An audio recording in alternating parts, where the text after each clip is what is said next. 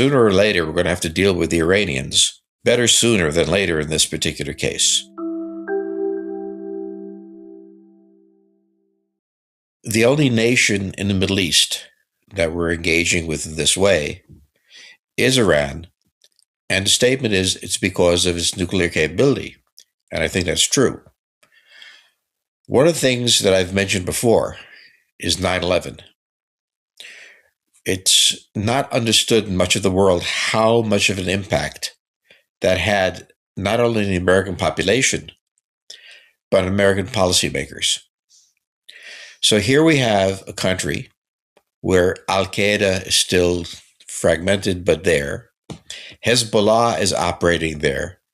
All sorts of other Islamist, what we might call terror organizations or militias, are operating there. If they get a nuclear weapon, okay, given the ideology that currently exists, not necessarily of Islam, but of current Islamic world, we saw 9/11, which was a catastrophic event in the United States. Now imagine a nuclear 9/11. That is, a situation where nuclear weapon is loaded on a ship, flying a foreign flag, a French flag or a Polish flag or something, sailing into New York Harbor and detonating. We already know that the kinds of groups that might do such a thing are operating and are supported by Iran. So from the American point of view, and I have no evidence that this was on Trump's mind, it should have been, he's looking at this. This is the one country that is capable, given all the people it supports, of doing another 9/11 and doing that 9/11 with a nuclear weapon. Therefore, the obsession with the nuclear capability. Now, this is only my view. I've never heard anybody talk about it. I don't think anybody would. But I think that's what the obsession is. Unlike other countries having nuclear weapons, they were afraid this one would be used. Yeah, I mean, the obvious comparison, of course, is North Korea, who got a nuclear weapon a few years ago. They from the point of view of the US, at the very least, less so Japan and China, but they have the ability to. They don't have the ability, rather, for their missiles to strike most of America, I believe, at the moment. But why not the same concern there then? Why the concern with Iran and not with North Korea? Well, for one thing, the Islamic forces that are deployed there did 9/11. The North Koreans have their weapons, and it's seen as primarily a deterrent. Don't attack us. Don't invade. We have nuclear weapons. By the way, they do have ICBMs, supposedly, that can reach the United States. And that was most important, to make certain that the United States would not try to destabilize them or invade or South Korea attack, or even China, which is not that friendly with them these days, not do it. Having nuclear weapons was primarily a guarantee of a defensive position, not a deterrent, not seen as something they would use. Again, we have to emphasize 9/11. This was carried out under the ideology of radical Islamic forces. And we look at them very differently as what they're capable of and what they're likely to do than we would in North Korea. So even though we realized in about 2006, when there was a nuclear explosion underground in North Korea, we never saw them as likely to press a button because they'd be devastated. We look at the Arab world somehow, not just Arab, but Persian, but the Islamic world somehow, in different ways. And I suppose the other factor, of course, is Israel, and they're significantly closer than the US is. I mean, that concern would have been top of both Israel, of course, but also American minds as well. Well, from the American point of view, after Gaza and everything else, there was a little distance developing. Certainly, having a nuclear weapon would threaten Israel. And the United States is still close to Israel, not necessarily as dedicated as it was before, but still close. So Israel certainly played a role in it, but that was not the only issue. There was the issue of 9/11, which, talking to various people, it comes up. We always talk about it. And it's not been publicly discussed because I don't think anybody wanted to have that discussed publicly.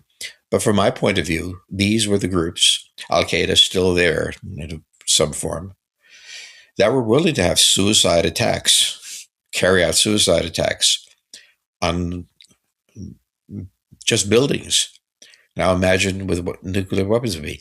And I think this is in part what obsessed the Americans, Trump, with this nuclear program. And this is why they were insisting that it be discontinued. The Iranians wanted to let it be continued at a much smaller scale. They said at one point for medical research and so on. We didn't trust them. We didn't trust them for outside inspection. And a nuclear Iran is a more frightening thing in many ways than nuclear North Korea, China, Russia, so on. That's sort of the imperative there, I suppose. These negotiations have been going on for a while now. We had the 12-day war last year. There was a sense that had kicked things into the long grass. Now we've had this. Why did these negotiations fail? Because the fundamental thing the United States wanted, it did attack just the nuclear facilities.